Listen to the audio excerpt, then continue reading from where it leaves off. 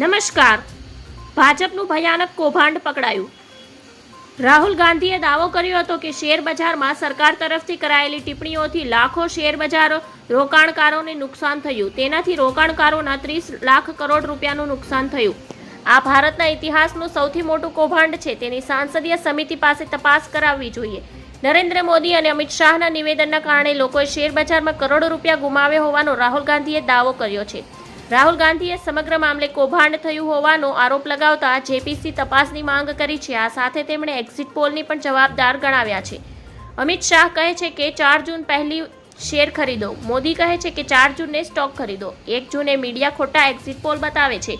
ભાજપનો જે આંતરિક એક્ઝિટ પોલ હતો તેમાં તેને 220 બેઠકો મળી હતી. આંતરિક એજન્સીઓએ સરકારને 220 થી 230 બેઠકો મળવા અંગે જણાવ્યું હતું. સ્ટોક માર્કેટ 3 જૂને તમામ રેકોર્ડ તોડી દેશે અને 4 જૂને તડામ દઈને થઈ જશે. રાહુલ ગાંધીએ કહ્યું કે અમે નોટ કર્યું કે ચૂંટણીના સમયે પ્રધાનમંત્રીએ ગૃહમંત્રી અને નાણામંત્રીને સ્ટોક માર્કેટ પર ટિપ્પણી કરી. પ્રધાનમંત્રીએ 2-4 વાર દેશને કહ્યું કે સ્ટોક માર્કેટ ઝડપથી આગળ વધવા જઈ રહ્યું છે. સ્ટોક માર્કેટમાં રોકાણ કરવા માટે કહ્યું. ધન્યવાદ. જય હિન્દ.